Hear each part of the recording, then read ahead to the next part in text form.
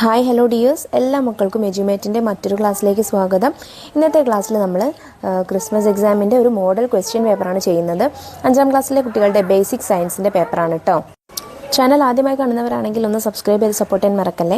അതുപോലെ വീഡിയോ നിങ്ങളുടെ കൂട്ടുകാരിലേക്ക് കൂടെ ഷെയർ ചെയ്ത് കൊടുക്കുകയും വേണേ. നിങ്ങൾക്ക് ആവശ്യമുള്ള 5ാം ക്ലാസ്സിലെ എല്ലാ വിഷയങ്ങളുടെയും വീഡിയോസ് നിങ്ങൾക്ക് STD 5 2024 എന്നുള്ള പ്ലേലിസ്റ്റ് എടുത്ത് നോക്കിയാൽ ലഭിക്കുന്നതാണ് കേട്ടോ. ഇനി മറ്റു വിഷയങ്ങളുടെ എല്ലാം ചോദ്യപേപ്പറുകൾ വേണമെങ്കിൽ STD 5 ക്വസ്റ്റ്യൻ പേപ്പേഴ്സ് എന്നുള്ള പ്ലേലിസ്റ്റ് നോക്കിയാൽ മതി. അപ്പോൾ ശരി, നമുക്ക് നേരെ ക്ലാസ്സിലേക്ക് കടക്കാം. ഫസ്റ്റ് ക്വസ്റ്റ്യൻ നോക്കൂ. Most of the plants disperse seeds in different ways. ഒട്ടുമിക്ക ചെടികളും വിത്ത് വിതരണം നടത്തുന്നത്, അതായത് സീഡ് ഡിസ്പേഴ്സൽ എന്താണ്, വ്യത്യസ്തമായിട്ടുള്ള രീതികളിലാണ്. Dispersal of seeds by birds, throwing away of seeds after eating mangoes etcetera are some of the examples of seed dispersal. പക്ഷികൾ വഴിയുള്ള വിത്ത് വിതരണവും അതുപോലെ നമ്മൾ മാങ്ങ കഴിച്ചിട്ട് അതിനെ മാങ്ങയണ്ടി വലിച്ചെറിയില്ലേ, അതുമൊക്കെ വ്യത്യസ്ത തരത്തിലുള്ള സീഡ് ഡിസ്പേഴ്സലിന് എക്സാമ്പിൾസ് ആണ്. Question A. Complete the table using the hints given below. നമുക്ക് താഴെ കുറച്ച് ഹിൻസ് തന്നിട്ടുണ്ട്, അത് യൂസ് ചെയ്തിട്ട് താഴെ ഫില്ല് ചെയ്യാനുള്ള ടേബിൾ ഫില്ല് ചെയ്ത് കൊടുക്കണം. അപ്പോൾ നമുക്ക് തന്നിട്ടുള്ള ഹിൻസിൽ രണ്ട് പ്ലാന്റ്സ് തന്നിട്ടുണ്ട്, ജാക്ക് ഫ്രൂട്ട് ട്രീയും ലേഡീസ് ഫിംഗറും. പിന്നെ ഡിസ്പേഴ്സലിൻ്റെ 4 മെത്തേഡ്സ് തന്നിട്ടുണ്ട്. ത്രൂ വിൻഡ്, കാറ്റിലൂടെ; ത്രൂ ആനിമൽസ്, ജീവികൾ വഴി; ത്രൂ വാട്ടർ, വെള്ളത്തിലൂടെ; ബൈ ബേഴ്സ്റ്റിംഗ്, പൊട്ടിത്തെറിയിലൂടെ. അപ്പോൾ നമുക്ക് പ്ലാന്റ്സ് അതുപോലെ മോഡ് ഓഫ് ഡിസ്പേഴ്സൽ എന്നുള്ള ഈ ടേബിൾ കംപ്ലീറ്റ് ചെയ്ത് കൊടുക്കണം. 2 പ്ലാന്റാണ് ഉള്ളത്. ആദ്യം ജാക്ക് ഫ്രൂട്ടിൻ്റെ സീഡ് ഡിസ്പേഴ്സൽ ബൈ ആനിമൽസ് ആണ്. പിന്നെ ലേഡീസ് ഫിംഗറിൻ്റെ സീഡ് ഡിസ്പേഴ്സൽ ബൈ ബേഴ്സ്റ്റിംഗ് ആണ്. Question B. Right down the adaptations for the dispersal of the given seeds. നമുക്ക് താഴെ 2 സീഡ്സ് തന്നിട്ടുണ്ട്, അതിൻ്റെ ഡിസ്പേഴ്സൽ മെത്തേഡിനുള്ള അഡാപ്റ്റേഷൻസ്, അനുകൂലനങ്ങൾ എന്തൊക്കെയാണെന്നാണ് ചോദിച്ചിട്ടുള്ളത്. ആദ്യത്തേത് പാപ്പൂസ് പ്ലാന്റ് ആണ്, അതായത് നമ്മുടെ അപ്പൂപ്പൻ താടിയുടെ സീഡ് ഡിസ്പേഴ്സൽ ബൈ വിൻഡാണ്, ത്രൂ വിൻഡാണ്. അതിനുള്ള അഡാപ്റ്റേഷൻ എന്ന് പറയുന്നത് എന്താണ്, ലൈറ്റ് വെയിറ്റ് ആണ്, ഭാരം തീരെ കുറവാണ്. രണ്ടാമത്തേത് ആരോ ഗ്രാസ് ആണ്, അതായത് നമ്മുടെ അസ്ത്രപ്പുല്ല്. അതിൻ്റെ ഡിസ്പേഴ്സൽ ത്രൂ വിൻഡും ഉണ്ട്, അതുപോലെ ത്രൂ ആനിമൽസും ഉണ്ട്. സോ രണ്ടിൻ്റെയും ഇതിനുള്ള അഡാപ്റ്റേഷൻ എന്ന് പറയുന്നത് സ്റ്റിക്കി നേച്ചറാണ്, അതിന് ഒട്ടിപ്പിടിക്കാനുള്ള കഴിവുണ്ട് കേട്ടോ.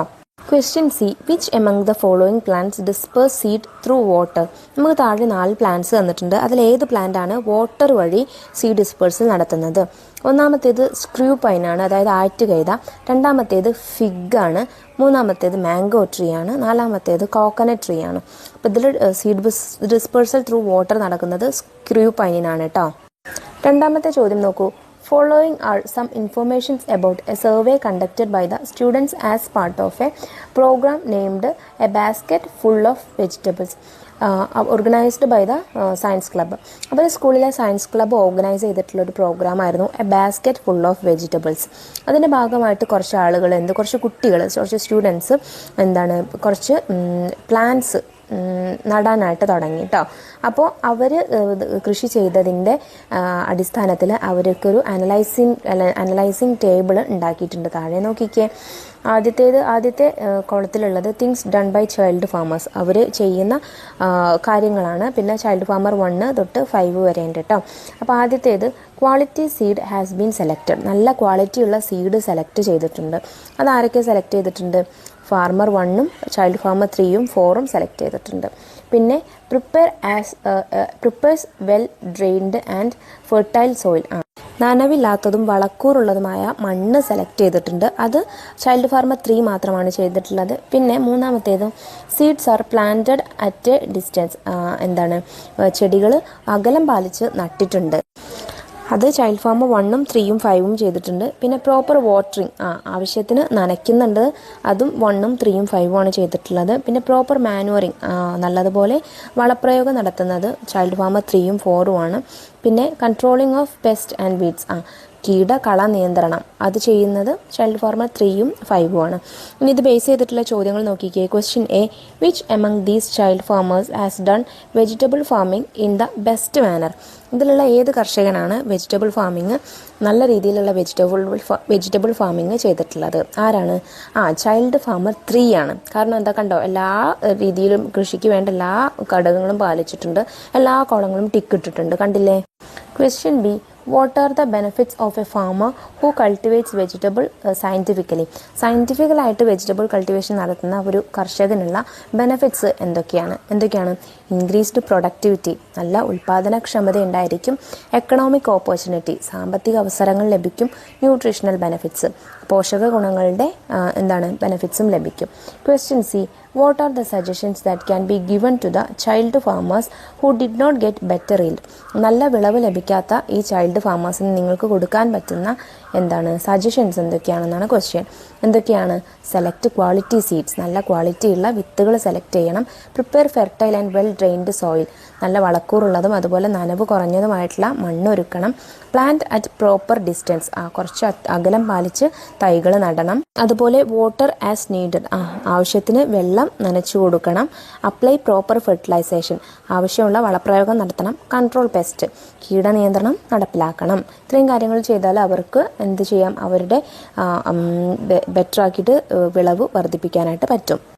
അടുത്ത ചോദ്യം നോക്കൂ. Observe the picture. നമുക്ക് താഴെ സീഡിൽ നിന്ന് പ്ലാന്റ് ഉണ്ടാവുന്ന അതിൻ്റെ വളർച്ചാഘട്ടങ്ങളുടെ ഒരു ചിത്രം തന്നിട്ടുണ്ട്. Question A, which portion comes out first in A sprouting seed? ഒരു വിത്ത് മുളയ്ക്കുന്ന സമയത്ത് ആദ്യമായിട്ട് പുറത്തേക്ക് വരുന്ന പ്ലാന്റിൻ്റെ പാർട്ട് ഏതാണ്? റൂട്ടാണ് അല്ലേ? Question B, complete the table on the germination of seed. നമുക്ക് താഴെ സീഡിൻ്റെ ജെർമിനേഷനുമായിട്ട് ബന്ധപ്പെട്ടിട്ടുള്ള ഒരു ടേബിൾ തന്നിട്ടുണ്ട്. അതിൽ പാർട്സ് ഓഫ് സീഡും പിന്നെ ഡ്യൂറിങ് ദ ജെർമിനേഷൻ ആ സീഡിന് എന്താണ് സംഭവിക്കുന്നത് എന്നാണ് തന്നിട്ടുള്ളത്. അത് കംപ്ലീറ്റ് ചെയ്ത് കൊടുക്കണം. ആദ്യം റാഡിക്കിൾ എന്താവുന്നു? Embryonic root of the plant അല്ലേ? പ്ലാന്റിൻ്റെ ആദ്യത്തുള്ള റൂട്ടായി മാറുന്നു. പിന്നെ അടുത്തതായിട്ട് gives food for the sprouting seed. മുളയ്ക്കുന്ന സീഡിന് വിത്തിന് ഫുഡ് കൊടുക്കുന്നത് എന്താണ്? എൻഡോസ്പേം ആണ് അല്ലേ? പിന്നെ അടുത്തത് കോട്ടിലിഡൻസ് ആണ്. Cotyledons are the primary leaves of the plant are formed. Leaves, പ്ലാന്റിൻ്റെ പ്രൈമറി ലീവ്സ്, ആദ്യമുള്ള ചെറിയ ഇലകളായിട്ട് കോട്ടിലിഡൻസ് മാറുന്നു. അടുത്ത ചോദ്യം, എക്സാമിൻ ദ പിക്ചേഴ്സ്. താഴെ നമുക്ക് ഡ്രം സ്റ്റിക്കിൻ്റെ സീഡും അതുപോലെ കാലോട്രോപ്പിസിൻ്റെ സീഡും തന്നിട്ടുണ്ട് കേട്ടോ. Adaptations four seed dispersal. ഈ രണ്ട് സീഡിനുമുള്ള സീഡ് ഡിസ്പേഴ്സലിന് വേണ്ട അഡാപ്റ്റേഷൻസ് എഴുതാനാണ് ക്വസ്റ്റ്യൻ എയിൽ പറഞ്ഞിട്ടുള്ളത്. ആദ്യം ഡ്രം സ്റ്റിക്കിൻ്റെ സീഡിന് വേണ്ട അഡാപ്റ്റേഷൻസ് എന്തൊക്കെയാണെന്ന് നോക്കാം. ലൈറ്റ് വെയിറ്റ് ആണ്, അതായത് ഭാരം കുറവാണ്. Have A wing like structure, അതിന് പാറിപ്പോകുന്നതിനാവശ്യമായിട്ട് ചിറക് പോലെയുള്ള ഒരു സ്ട്രക്ചറാണ് കൊടുത്തിട്ടുള്ളത്. പിന്നെ അടുത്തത് കാലോട്രോപ്പിസിൻ്റെ സീഡിന് എന്താണ്? ലൈറ്റ് വെയിറ്റ് ആണ്, അതും ഭാരം കുറവാണ്. പിന്നെ ഹെയർ ലൈക്ക് സ്ട്രക്ചേഴ്സ് ആണ്, അതായത് നല്ല മുടി പോലെയുള്ള ചെറിയ സ്ട്രക്ചേഴ്സ് ആണ്. അതും വിൻഡിൽ പാറിപ്പോവാനായിട്ട് സഹായിക്കുന്നുണ്ട്.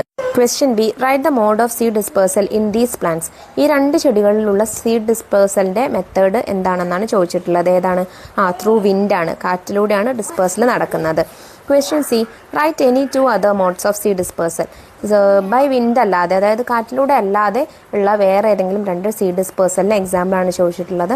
ത്രൂ വാട്ടർ എഴുതാം, ത്രൂ ആനിമൽസ് എഴുതാം, ബൈ ബേസ്റ്റിംഗ് എഴുതാം. ഇതെല്ലാം നിങ്ങൾക്ക് സീഡ് ഡിസ്പേഴ്സലിൻ്റെ മെത്തേഡ്സ് ആയിട്ട് എഴുതാവുന്നതാണ്. Next question, flood and survival are the greatest challenges we face nowadays. നമ്മൾ ഇന്നത്തെ കാലത്ത് ഏറ്റവും കൂടുതൽ അനുഭവിക്കുന്ന ഒരു ബുദ്ധിമുട്ടാണ് ഫ്ലഡ് അല്ലേ? വെള്ളപ്പൊക്കം. The natural calamities due to rain are flood and landslide, drowning, sea turbulence, etc. അപ്പോൾ നമ്മളുടെ പ്രളയം, അതുപോലെ മണ്ണിടിച്ചിൽ, പിന്നെ ഡ്രോണിങ് എന്ന് വെച്ചാൽ ചുഴലിക്കാറ്റ്, മുങ്ങിമരണം, സീ ടർബുലൻസ് ഒക്കെ എന്താണ്? സുനാമി ഒക്കെ എന്താണ്? നാച്ചുറൽ കലാമിറ്റീസ് ആണ്, അതായത് പ്രകൃതി ദുരന്തങ്ങളാണ് അല്ലേ? ഇനി ക്വസ്റ്റ്യൻ എന്താ? Some natural calamities and their preventive control measures are given below. Add some other methods of prevention. നമുക്കിവിടെ രണ്ട് കലാമിറ്റീസും അതുപോലെ അതിനുള്ള ഓരോ പ്രിവെൻഷൻ മെത്തേഡും തന്നിട്ടുണ്ട്. ഒരു പ്രിവെൻഷൻ മെത്തേഡ് കൂടെ എഴുതാനാണ് പറഞ്ഞിട്ടുള്ളത്. ആദ്യം ഫ്ലഡ്, അതായത് വെള്ളപ്പൊക്കത്തിന് വേണ്ട പ്രിവെൻഷൻ മെത്തേഡ് എന്താണ്? Don't hinder the flow of water, മുളത്തിൻ്റെ ഒഴുക്ക് തടസ്സപ്പെടുത്തരുത്. Maintain drainage system, drainage system എന്ത് ചെയ്യുക? മെയിൻറ്റെയിൻ ചെയ്യുക, അത് നമുക്ക് എഴുതാം. പിന്നെ അടുത്തത് ഡ്രോണിങ് എന്ന് വെച്ചാൽ മുങ്ങി മരിക്കൽ. അതിനുള്ള പ്രിവെൻഷൻ മെത്തേഡ് എന്താണ്? Give warning alerts periodically, warning alerts ഒക്കെ കൊടുക്കുക, അതായത് ജാഗ്രത നിർദ്ദേശങ്ങൾ കൊടുക്കുക. യൂസ് ലൈഫ് ജാക്കറ്റ്സ് ഉപയോഗിക്കുക. അടുത്ത ക്വസ്റ്റ്യൻ നോക്കൂ. The given diagram shows the formation of new plants in bryophyllum and potato. Bryophyllum പ്ലാന്റിലും അതുപോലെ പൊട്ടാറ്റോയിലും പുതിയ പ്ലാന്റ്സ് ഉണ്ടാവുന്ന പിക്ചറൈസേഷനാണ് നമുക്ക് താഴെ തന്നിട്ടുള്ളത്. Question A. From which part does new plants from in bryophyllum and potato? ബ്രയോഫില്ലത്തിലും പൊട്ടാറ്റോയിലും പുതിയ പ്ലാന്റ്സ് എങ്ങനെയാണ് ഉണ്ടാകുന്നത്? അതിൽ ഏത് പ്ലാന്റിൻ്റെ ഏത് പാർട്ടിൽ നിന്നാണ് ഉണ്ടാവുന്നത്? ബ്രയോഫില്ലം ലീഫിൽ നിന്നാണ്, പൊട്ടാറ്റോ ഫ്രൂട്ടിൽ നിന്നാണ്. Question B. Find out the plant that produces saplings from its stems and seeds. സ്റ്റെമ്മിൽ നിന്നും, അതായത് തണ്ടിൽ നിന്നും, സീഡ്സിൽ നിന്നും, വിത്തിൽ നിന്നും പുതിയ പ്ലാന്റ്സ് ഉണ്ടാക്കുന്ന ഒരു പ്ലാന്റിനെ എഴുതാനാണ് പറഞ്ഞിട്ടുള്ളത്. ഓപ്ഷൻസ് തന്നിട്ടുള്ളത് 1 mango tree, 2 jasmine, 3 drumstick, 4 rose plant. Mango tree ഉണ്ടാക്കുന്നത് സീഡിൽ നിന്നാണ്, ജാസ്മിൻ ഉണ്ടാവുന്നത് റൂട്ടിൽ നിന്നാണ്, ഡ്രംസ്റ്റിക്ക് ഉണ്ടാവുന്നത് സ്റ്റെമ്മിൽ നിന്നും സീഡിൽ നിന്നുമാണ്, റോസ് പ്ലാന്റ് ഉണ്ടാവുന്നത് സ്റ്റെമ്മിൽ നിന്നാണ്. അപ്പോൾ ആൻസർ എന്താണ്? ഡ്രംസ്റ്റിക്ക് ആണ്.